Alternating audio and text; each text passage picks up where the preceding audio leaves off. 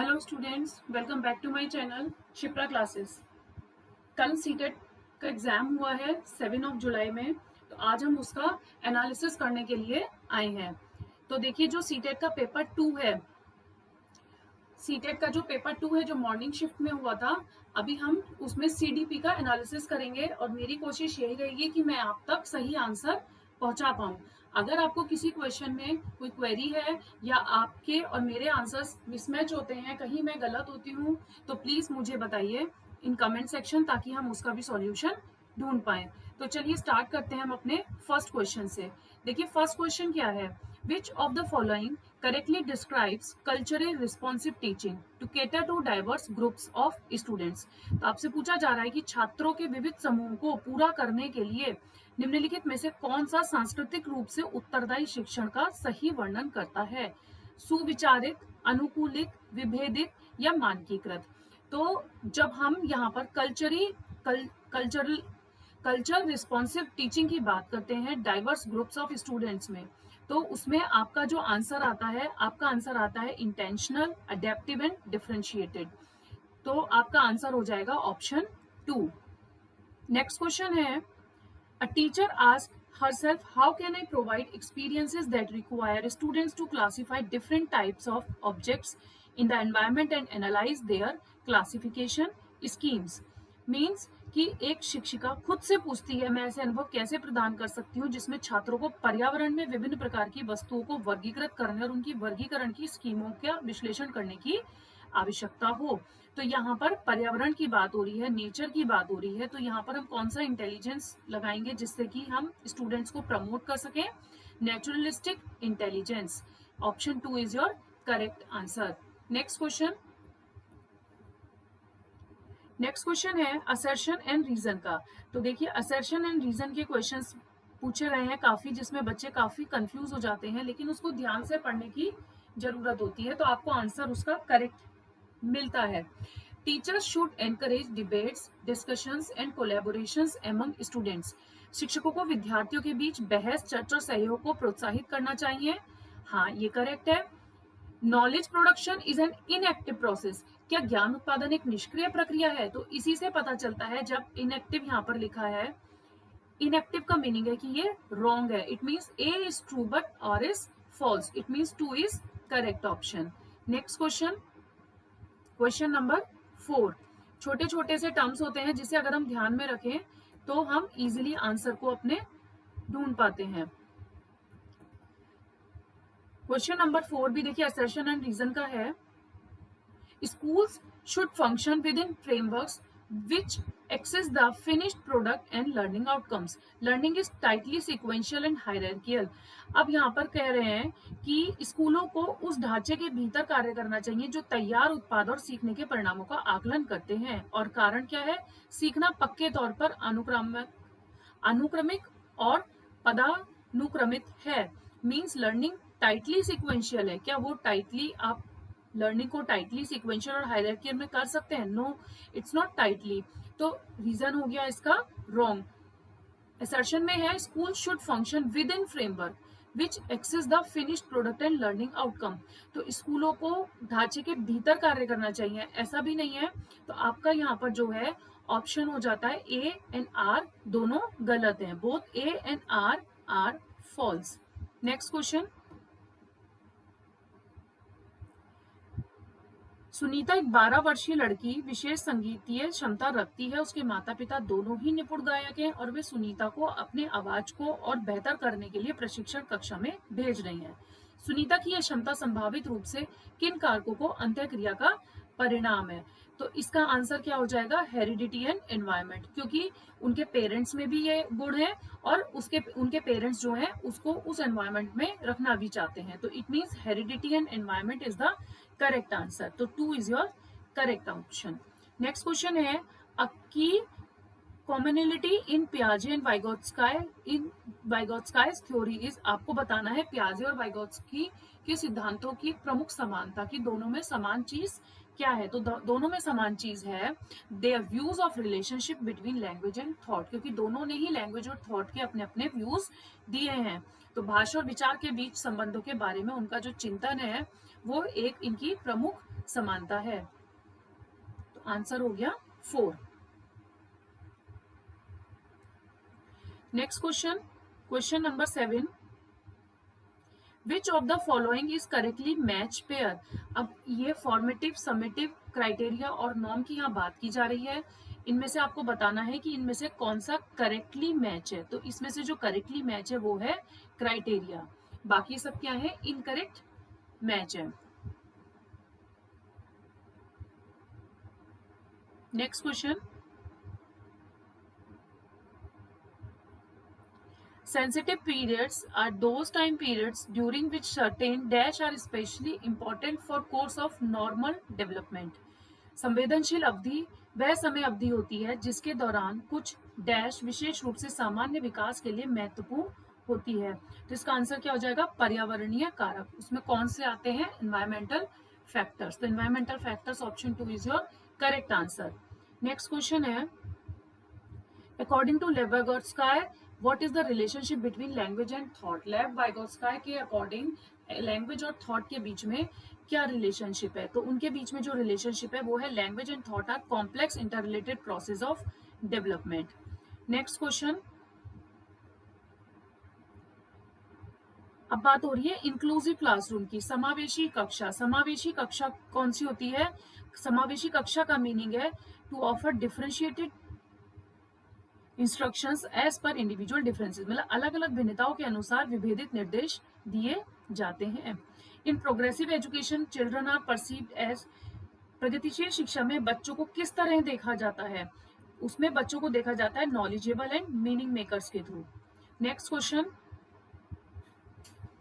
Question number 12 assertion and reason का है, teachers should give a lot of opportunities to children for experimentation and discuss examples and non examples. तो ये तो correct हो गया। अब देखते हैं रीजन क्या कह रहा है। A constructive way of dealing with misconceptions in children is to provide counter examples. शिक्षकों को बच्चों को प्रयोग के लिए बहुत सारे अवसर देने चाहिए, उदाहरणों गैर उदाहरणों पर चर्चा करनी चाहिए। हाँ, क्यों? क्योंकि बच्चों में गलत धारणाओं से निपटने का एक रचनात्मक तरीका विपरीत उदाहरण प्रदान करता है। तो ये दोनों सही है, लेकिन असर्शन एंड रीजन, रीजन जो है असर्शन को, उसका रीजन वो सही नहीं दे रहा है। तो इसका ऑप्शन हो जाएगा both A and R are true, but R is not the correct explanation of A. तो 12th का आंसर हो जाएगा A. Next question, change and stability in emotions, personality and social relationship together constitute. तो change and stability emotions की बात की जा रही है, तो इसका आंसर हो जाएगा साइको सोशल डेवलपमेंट। जीन पियाजे theory of cognitive development implicates that, Jean पियाजे को संज्ञानात्मक विकास का सिद्धांत यह बताता है, क्या बताता है? कि curriculum should be design keeping children's age group and stage in mind. Question 14 का आंसर हो जाएगा 2। Next question, which method did Lawrence Kohlberg use to study moral development of children? तो लॉरेंस कोलबर्ग ने बच्चों के नैतिक विकास का अध्ययन करने के लिए किस विधि का प्रयोग किया था? तो उन्होंने क्या करा था? डायलेमा यूज किया था, posing moral dilemma to children and analysing responses. 15 का आंसर है 1। नेक्स्ट क्वेश्चन, क्वेश्चन नंबर 16 है, अकॉर्डिंग टू जीन पियाजे how are children differentiated from adults? बच्चे एडल्ट से किस तरीके से डिफरेंट होते हैं? तो जीन पियाजे ने उसके बारे में क्या कहा है? तो उसका आंसर हो जाएगा children thinking is qualitative different from that of adult. Quality में बच्चे जो हैं एडल्ट से अलग सोचते हैं, गुणात्मक रूप से भिन्न होते हैं बच्चे एडल्ट से। क्वेश्चन नंबर 17 है, students struggling with dyslexia can be taught to read. पठन वैकल्य से जूझ रहे छात्रों को पढ़ना लिखना सिखाया जा सकता है थ्रू सिस्टमैटिक फोनोलॉजिक ट्रेनिंग। अगर हम उनको व्यवस्थित ध्वनात्मक प्रशिक्षण के माध्यम से सिखाएं तो उनको, हम छात्रों को पढ़ना सिखा सकते हैं। नेक्स्ट क्वेश्चन, क्वेश्चन नंबर 18 है, असर्शन एंड रीजन का, teachers should respect the individual differences among learners and adapt their teaching to cater to needs of all students. Yes, it is correct answer. Collaborations, group works and interaction among students should be avoided while teaching a class of diverse learners। तो दोनों ही option आपके correct हैं, but both A and R true but R is not the correct explanation of A. Option 1 हो जाएगा इसका correct answer. Next question, Rama एक शिक्षिका है जो वाइगोत्स्की कोई सिद्धांत को अपनी कक्षा में लागू कर रही है और वह एक चुनौतीपूर्ण कार्य को पूरा करने के लिए अपने छात्रों को समूह में काम करने के लिए नियुक्त करती है। कार्य के दौरान एक छात्र एक महत्वपूर्ण संकल्पना को समझने के लिए संघर्ष करता है। रमा के लिए इस छात्र की मदद करने का सबसे प्रभावी तरीका क्या होगा? तो हम क्या करते हैं इसमें, स्कैफोल्डिंग करते हैं। जब वाइगोत्स्की की बात होती है तो वो छात्रों के साथ समस्या पर काम करेगी और समूह के अन्य सदस्यों को शामिल करते हुए आवश्यकता अनुसार मार्गदर्शन और प्रतिपुष्टि प्रदान करेगी। तो ऑप्शन 3 क्या हो जाएगा correct answer. Next question, question number 20। Question number 20 है, Which of the following hinders the participation of students with visual impairment in classroom? निम्नलिखित में से क्या दृष्टिबाधित विद्यार्थियों को कक्षा में भागीदारी लेने में बाधा डालता है? तो pointed text books and notes जो है, मुद्रित पाठ्यपुस्तकें एंड नोट्स, इसका करेक्ट आंसर हो जाएगा pointed not printed text books, क्योंकि प्रिंटेड टेक्स्ट बुक्स जो है वो विजुअली इम्पेयरमेंट जो स्टूडेंट्स होते हैं उनको कहीं ना कहीं वो हिंडर उत्पन्न करती है, बाधा उत्पन्न करती है उसमें। नेक्स्ट क्वेश्चन है, how does setting mastery goals impact the students motivation and views of ability? तो क्वेश्चन नंबर 21 का आंसर है 1, it often implies enhance intrinsic motivation and believe in the incremental view of ability. महारत हासिल करने के लिए सबसे पहले आपको क्या चाहिए? आपका इंटरनल मोटिवेशन। जब तक आप अंदर से मोटिवेटेड नहीं होंगे, जब तक आप उस चीज को अचीव नहीं कर पाएंगे जो आप चाहते हैं। तो इट मीन सबसे पहले इंट्रिंसिक मोटिवेशन चाहिए, बिलीफ चाहिए, इंक्रीमेंटल व्यू ऑफ एबिलिटी को। नेक्स्ट क्वेश्चन नंबर 22 है, आप एक शिक्षक हैं जो अपने छात्रों को परासंज्ञानात्मक कौशल विकसित करने में मदद करना चाहते हैं। निम्नलिखित में से कौन सी रणनीति इस प्रकार के चिंतन को बढ़ावा देने की सबसे अधिक संभावना है?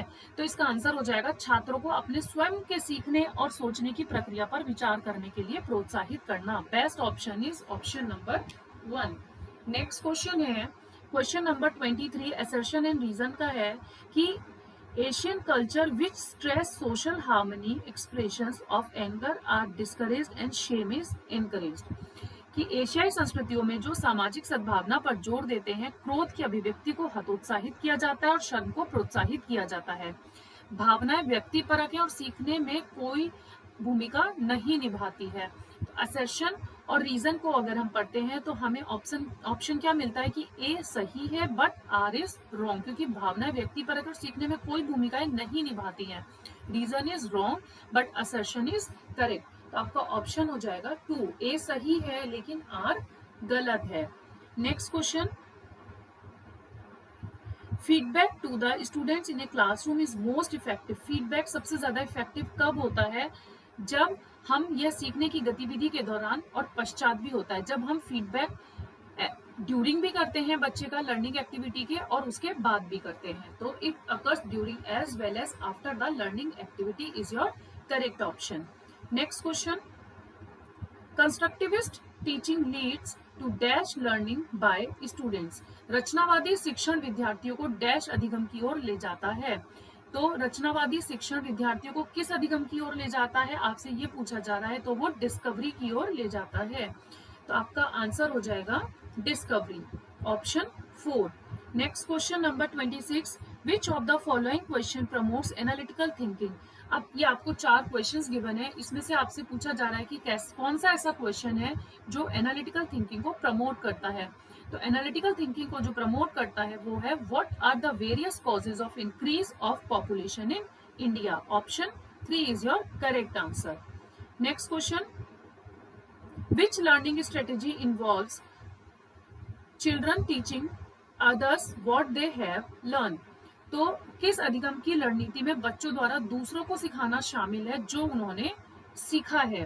तो ऑप्शन हो जाएगा पारस्परिक, एक दूसरे के साथ सीखना ही पारस्परिक शिक्षण कहलाता है, जिसको हम इंग्लिश में बोलते हैं reciprocal teaching. Next question number 28, which of the following statement is correct about autism. Autism के बारे में क्या सही है? तो ऑटिज्म के बारे में सही ये है कि autism is a neuro developmental disorder. Option number 1 is your correct. Next question फिर असर्शन रीजन का है। During adolescence the pressures to conform to gender expectations and follow conventions of femininity और मस्कुलिनिटी इंक्रीजेस। किशोरावस्था के दौरान gender अपेक्षाओं के अनुरूप स्त्रीत्व और पुरुषत्व की परंपराओं का पालन करने के लिए दबाव बढ़ जाता है। जेंडर और जेंडर भूमिकाएं जैविक रूप से निर्धारित की जाती है, ये इसका रीजन है। तो A is true but R is false, क्योंकि ऐसा नहीं है कि gender and gender roles are determined biologically. तो A is true but R is false. Next question है, In order to develop critical thinking among students, a teacher should। जब विद्यार्थियों को समालोचनात्मक चिंतन को विकसित किया जाता है तो शिक्षक को क्या करना चाहिए? क्या विद्यार्थियों और उनके संदेह को हतोत्साहित करना चाहिए? नो। क्या उनसे ऐसे सवाल देने चाहिए जिससे वो निष्कर्ष और व्याख्याएं उसमें शामिल होते हैं? क्या उन्हें सवालों से बचना चाहिए या फिर उन्हें ऐसे ही सवाल पूछने चाहिए जिनका सही उत्तर हो? तो answer is 2, give questions that involve inferences and explanations. तो 30 का आंसर हो जाएगा 2। तो ये हमारे CDP का एनालिसिस है जो मैं आप लोगों के लिए लेकर आई थी। होप आप लोगों को इससे कुछ हेल्प मिलेगी। अगर किसी क्वेश्चन में आपको प्रॉब्लम है, कोई क्वेश्चन आपको किसी क्वेश्चन का आंसर आपको गलत लगता है तो प्लीज कमेंट मी, एंड जिसके द्वारा हम उसको अगेन एक्सप्लेन कर पाएंगे कि वो उसका आंसर क्यों है। तो हम अभी CDP का एनालिसिस करेंगे इस वीडियो के थ्रू। नेक्स्ट वीडियो में मैं आपके लिए लेकर आऊंगी मैथ्स एंड साइंस का एनालिसिस, CDP सीटेट पेपर 2 का। तो आज के लिए हम इतना ही रखते हैं अभी के लिए। मिलते हैं हम अपनी नेक्स्ट वीडियो में with maths and science analysis CTET paper 2। Thank you for watching.